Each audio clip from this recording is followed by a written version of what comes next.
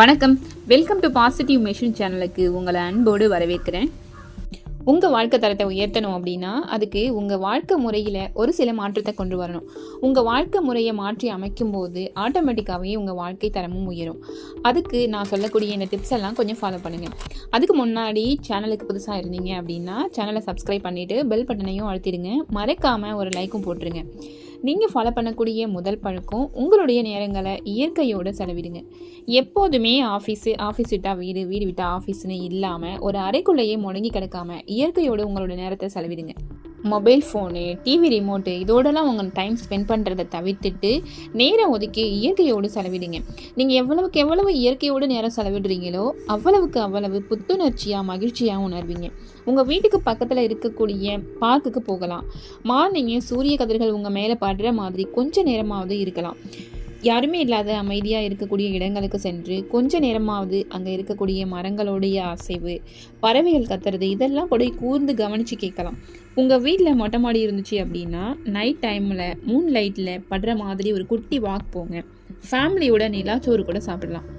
வானத்தை அண்ணாந்து பார்த்து ரசிங்க. இதெல்லாம் உங்களை ஃபுல் சார்ஜ் பண்ண மாதிரி எப்போதுமே பாசிட்டிவான ஃபீல்லே வச்சுருக்கோம். இந்த டெக்னிக் எப்போலாம் நீங்கள் செய்யலாம் அப்படின்னா, எப்போலாம் உங்கள் மைண்டு நெகட்டிவாக ஃபீல் பண்ணுதோ அப்போலாம் சடனாக வானத்தை பாருங்கள். உங்களுக்கு இன்ஸ்டன்ட் ரிலீஃப் கிடைக்கும். வெளியில் வாக் போகிறீங்க அப்படின்னா வெறுங்காலோட நடந்து போகிறத பழக்கப்படுத்திக்கோங்க. இன்றைக்கி இருக்க சூழலில் வெறுங்காலோட நடக்கிறவங்களோட எண்ணிக்கை குறைவாக தாங்க இருக்குது. நகர்ப்புறங்களில் மட்டும் இல்லை, கிராமப்புறங்களிலும் இப்போ யாருமே வெறுங்காலோட நடக்கிறதில்ல. மேலை நாடுகளில் தொடர்ந்து வெறுங்காலோட நடக்கிற பழக்கத்தை வச்சுருக்காங்க. நீங்கள் புல்வெளி இல்லைனா பீச் மாதிரி மணற்புறம் உள்ள இடத்துல வெறுங்காலோட நடக்கும்போது நிறைய பயன் இருக்குது. நீங்கள் வெறுங்காலோட நடக்கும்போது உங்கள் பாதத்தில் உள்ள நரம்புகளுக்கும் கால்களுக்கும் அழுத்தம் கொடுக்கும்போது உங்களோட மன அழுத்தம் குறையும். நீங்கள் எப்போதுமே காலணிகளை பயன்படுத்துறதுனால அது கால்களோட இயல்பான இயக்கத்தை மட்டுப்படுத்தலாம். நீங்கள் வெறுங்காலோட நடக்கும்போது உங்கள் கால்களோட தசைகள் வலுப்பெற உதவி பண்ணும். உங்களோட நினைவாற்றல் அதிகரிக்கும். வெறுங்காலில் நடக்கும்போது அதில் இருக்க இறந்த செல்கள் வெளியேறி உங்கள் கால்கள் அழகாக மென்மையாக மாறும். அதனால் கொஞ்ச நேரமாவது வெறுங்காலோட நடக்கிறத எப்போதுமே பழக்கமாக வச்சுக்கோங்க. உங்களுடைய மூச்சில் கவனம் செலுத்துங்க. நீங்கள் இருக்கக்கூடிய பரபரப்பில் மூச்சு பயிற்சி செய்கிறதுக்கெலாம் உங்களுக்கு நேரமே இருக்காது. ஆனால் இந்த மூச்சு பயிற்சியை நீங்கள் வாழ்க்கையில் கட்டாயம் பழக்கப்படுத்தணும். ஏன்னா இதில் எக்கச்சக்க பெனிஃபிட் இருக்குது. இதை எப்படி நீங்கள் செய்யணும் அப்படின்னா, ஒரு நிமிஷத்துக்கு 5 முறைன்னு கவுண்ட் வச்சுக்கிட்டு மூச்சு பயிற்சியை செய்யணும். உங்கள் மூச்சு உள்ளே போகும்போது வயிறு வெளியே வரணும், மூச்சு வெளியே விடும்போது வயிறு உள்ளே போகணும். இதுதான் மூச்சு பயிற்சி செய்யக்கூடிய சரியான முறை. இதை நீங்கள் டெய்லியும் 1/2 hour ஃபாலோ பண்ணணும். ஜஸ்ட் மூச்சு விடுறதுல என்ன நன்மை இருக்குன்னு யோசிக்காதீங்க. மூச்சு விடுறதுல தாங்க இருக்குது விஷயமே. இந்த மூச்சு பயிற்சியை நீங்கள் பழக்கப்படுத்திட்டீங்க அப்படின்னா இதில் நிறைய பெனிஃபிட்டை நீங்கள் பார்க்க முடியும். இந்த மூச்சு பயிற்சியை நீங்கள் கண்டினியூஸாக ஃபாலோ பண்ணீங்க அப்படின்னா உங்களோட ரத்த அழுத்தம் குறையும். உங்கள் பாடியில் சுகர் லெவல் கண்ட்ரோல் பண்ணும். உங்களோட மன அழுத்தம் குறைஞ்சி உங்களோட ஆயுளை நீட்டிக்கும். உங்களோட உடல் எடை அதிகரிக்கிறத இது கண்ட்ரோல் பண்ணும். ஆஸ்துமா போன்ற நோய்கள் வராது. முக்கியமாக மூச்சு பயிற்சி செய்யும் போது உங்கள் வயிறு காலியாக இருக்கணும். இந்த மூச்சு பயிற்சியை நீங்கள் செய்கிறதுக்கு பெஸ்ட்டான நேரம் எது தெரியுமா? அதிகாலை 4 மணியிலேருந்து 5 மணி வரையும் தான். இந்த டைமில் இந்த பிரபஞ்சத்தில் ஆக்சிஜனோட லெவல் அதிகமாக இருக்கும். அந்த ஆக்சிஜனை நம்ம சுவாசிக்கும் போது நம்ம இன்னும் எக்ஸ்ட்ரா பவர் பெறலாம். அந்த டே ஃபுல்லுமே நீங்கள் ஆக்டிவாக இருப்பீங்க. உங்கள் பாடியில் நோய் எதிர்ப்பு சக்தி அதிகரிக்கும். பிரெயின் ஆக்டிவாக இருக்கும். அது மட்டும் இல்லாமல் மூச்சு பயிற்சி செய்யும் போது உங்களோட இதயம், நுரையீரல் போன்ற ஆர்கான் எல்லாமே நல்ல ஸ்ட்ராங் ஆகும். ஸோ இதனால் நீங்கள் பாடி ஃபுல்லும் நல்ல சார்ஜ் ஆன மாதிரி ஃபீல் பண்ணுவீங்க. இதனால் உங்களுக்குள்ள நல்ல எண்ணங்கள் மட்டுமே தோன்றும். முக்கியமாக உங்கள் ஹெல்த்தை அஃபெக்ட் பண்ணக்கூடிய எந்த ஒரு தீய பழக்க வழக்கங்களையும் நீங்கள் செய்யவே கூடாது. எப்போதுமே உங்களை பாசிட்டிவாக வச்சுக்க நீங்கள் செய்ய வேண்டிய இன்னொரு விஷயம் என்னென்னா, ஆக்கப்பூர்வமான சிந்தனைகளில் ஈடுபடுறது தான். எப்போதுமே உங்களுக்கான நேரத்தில் மொபைலில், டிவியில் மற்றவங்க பேசுகிற விஷயங்களை பார்க்குறோன்னு இல்லாமல் உங்களுக்கான தனிப்பட்ட திறமைகள் இருக்கும்ல, அந்த திறமைகளை ஊக்கப்படுத்துங்க. அது என்ன மாதிரி ஹாபிஸாக இருந்தாலும் சரி, பாடுறது, ஆடுறது, பேசுகிறது, இல்லை ஒரு எம்ப்ராய்டரி ஒர்க்கு, ஒரு சின்ன கூட பின்னக்கூடிய விஷயமா இருந்தாலும் சரி, அதில் கவனம் செலுத்துங்க. நீங்கள் ஒரு புதிய பொருளை உருவாக்கும் போது உங்களுக்கு பிடிச்ச விஷயங்களை செய்யும் போது மனசு ஹாப்பியாக ஃபீல் ஆகும். முக்கியமாக நீங்கள் இதில் நோட்டீஸ் பண்ண வேண்டியது என்னென்னா, இந்த வேலைகள் செய்யும் போது மற்றவங்களோட காம்ப்ளிமெண்ட்டுக்காக செய்யவே செய்யாதீங்க. மற்றவங்க உங்களை பாராட்டணும் அப்படின்னு ஒரு வேலையை செய்ய ஆரம்பிச்சிட்டிங்கனாலே அங்கே உங்களுக்கு சந்தோஷம் இருக்கவே இருக்காது. நீங்கள் எந்த நோக்கத்துக்காக இந்த வேலையை செய்கிறீங்களோ அந்த நோக்கம் இங்கே அடிபட்டு போயிடும். நெகட்டிவ் பாசிட்டிவ் சிந்தனைகளை நம்ம கண்ட்ரோலில் வச்சுக்கணும் அப்படின்னா அதுக்கு முதல்ல நம்ம எண்ணங்களை கண்ட்ரோல் பண்ண கற்று வச்சுக்கணும். எண்ணங்கள் தான் நம்ம வாழ்க்கையோட வெற்றி தோல்விகளை நிர்ணயம் செய்யும். பாசிட்டிவ் திங்கிங்கை வச்சுக்கிட்டு நம்ம ஆக்கப்பூர்வமான செயல்களை செய்யவும் முடியும், அழிவுக்கு வகை செய்யக்கூடிய செயலை செய்யவும் முடியும். நம்ம வாழ்கிறதுக்கும் சரி வீடுறதுக்கும் சரி நம்மளுடைய எண்ணங்கள் தாங்க காரணமாக அமையுது. வாழ்க்கை எப்போதுமே நம்ம நினைக்கிறது போல இருக்கிறதே இல்லை. நெகட்டிவ் திங்கிங் நம்ம மனசில் ஒரு பயத்தை கூட்டும். திரைப்படம் போல் ஓடிட்டே இருக்கும். அதை நிறுத்துறது நமக்கு ரொம்ப கஷ்டம் மாதிரி தோணும். அதனால நமக்கு கிடைக்கிறது வலியும் வேதனையும் தான். இந்த எதிர்மறை எண்ணங்கள் எப்போதுமே நம்மளுடைய முன்னேற்றத்தை தடுக்கக்கூடிய மாபெரும் எதிரிங்க. அதை ஒழிக்க வழி தெரியாமல் நம்ம பலரும் திண்டாடுறோம். அந்த நுணுக்கங்களை கற்றுக்கிட்டோம் அப்படின்னா வாழ்க்கையில் நமக்கு தோல்விங்கிறதே இருக்காது. இதுக்கு ஒரு எக்ஸாம்பிள் சொல்கிறேன்.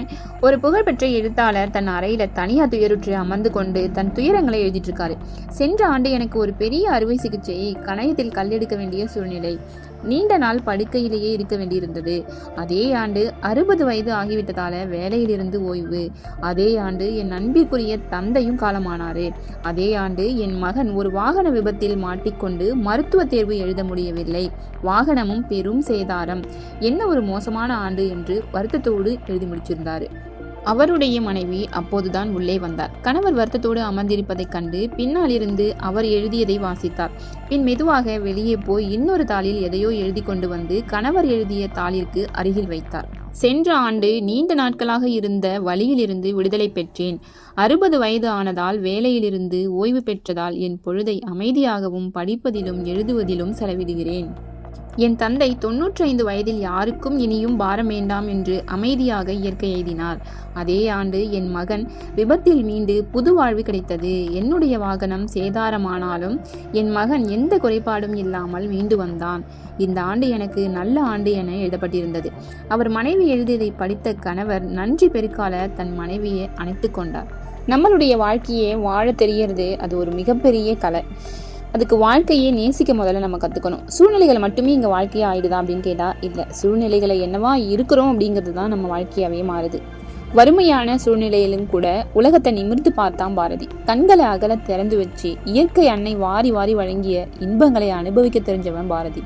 இதனால தான் எத்தனை கோடி இன்பங்கள் வைத்தாய் இறைவா அப்படின்னு அவரால் பாட முடிஞ்சது. பசியின் மத்தியில தான் இந்த பாட்டை பாரதி பாடியிருக்காருங்கிறத ஞாபகம் வச்சுக்கோங்க. பசிக்கும் போது கூட அவர் பசியை பற்றி பாடலைங்க, இன்பத்தை எண்ணி தான் பாடியிருக்காரு. பாரதி கடற்கரைக்கு காற்று வாங்க போன போதும் சரி, வெளியில உலாவ போன போதும் சரி, கவலைகளை தோல் மீது தூக்கிட்டு போயிருந்தாரு அப்படின்னா காக்கக்குருவி எங்கள் சாதி அப்படின்னு பாடியிருக்க முடியாது. ஆர்ப்பரிக்கும் அலைக்கடலும் வான வளையமும் முத்தமிடும் காட்சியை அவரால் வர்ணிச்சிருக்க முடியாது. ஆடுவோமே பள்ளி பாடுவோமேன்னு மற்றவங்களையும் ஆனந்த கூத்தாட அழைச்சிருக்கவும் முடியாது. பாரதியாரோட கவிதைகளையும் உரைநடை இலக்கியத்தையும் படிச்சுட்டு பாரதியார் வாழ்க்கையை நம்ம கற்பனை செஞ்சோம் அப்படின்னா அந்த கற்பனை ரொம்பவும் சுகமாகவே இருக்கும். ஆனால் அவருடைய நிஜமான வாழ்க்கையை பற்றி தெரிந்து கொள்கிற போதுதான் வறுமையில் வாடியிருக்காரு, பட்டினியில் உழன்றிருக்காரு, சொல்ல முடியாத துயரங்களுக்கு ஆளாயிருக்காரு. ஆனால் அவர் தான் எத்தனை கோடி இன்பம் வைத்தாய் இறைவா அப்படின்னு பாடியும் இருக்காரு. பார்க்லையும் பீச்சிலையும் பொழுதுபோக்க வந்து அமர்ந்திருக்கும் மனிதர்களை எப்போதாவது நீங்கள் கூர்ந்து கவனிச்சதுண்டா? அவங்க என்ன உடை உடுத்திருக்காங்க, என்ன அணிகலன்களை அணிஞ்சு வந்திருக்காங்க, அவங்களுடைய அலங்காரம் எப்படி இருக்குது, இதெல்லாம் நமக்கு தேவையில்லை. அவங்க எப்படி வேணுனாலும் வந்திருக்கட்டும், அவங்களுடைய முகபாவங்களை பேசுகிற பேச்சை நீங்கள் கவனிச்சிருக்கீங்களா? சில பேர் தங்களை மறந்து வாய் விட்டு சிரித்து கலகலப்பாக பேசிகிட்டு இருப்பாங்க. இன்னும் சில பேர் காற்று வாங்க வந்த இடத்துலையும் கவலையே உருவாக காட்சி அளிச்சிட்டு இருப்பாங்க. கலகலப்பாக பேசிட்டு இருக்கவன் பிரச்சனையே இல்லாதவன் அப்படிங்கிறது தவறான கணக்கு. அதே மாதிரி கவலை தோன்ற முகத்தோடு இருக்கிறவன் மட்டுமே பிரச்சனைகளுக்கு ஆட்பட்டவங்கிறதும் தவறான கணிப்பு தான். குடும்பத்தில் உழலும் போது ஏற்படும் பிரச்சனைகளில் இறுக்கத்தில் விடுபட வெளியே போகிறோம். எதிலிருந்து விடுபடுறதுக்காக வெளியே போகிறோமோ அதையும் சேர்த்து கூடவே கூட்டிகிட்டு போயிடுறோம். நெஞ்சில் துணிவில்லாதவனுக்கு தோல்விகள் ஒரு தடைக்கற்களாக இருக்குது. துணி உள்ளவனுக்கு தான் தடைக்கற்கள் கூட அவனை தூக்கி நிறுத்துகிற படிக்கற்களாக மாறும். இந்த வீடியோ பிடிச்சிருந்துச்சின்னா லைக் பண்ணுங்கள், ஷேர் பண்ணுங்கள். சேனலுக்கு புதுசாக இருந்தீங்கன்னா சேனலை சப்ஸ்கிரைப் பண்ணிவிடுங்க. மறக்காமல் பெல் பட்டனையும் அழுத்திடுங்க. அப்போ தான் நான் போடுற எல்லா வீடியோவோட நோட்டிஃபிகேஷனும் உங்களுக்கு வரும். மறக்காமல் என்னோட இன்ஸ்டாகிராம் பேஜையும் ஃபாலோ பண்ணிக்கோங்க. நான் உங்களை அடுத்த வீடியோவில் சந்திக்கிறேன். தேங்க்யூ.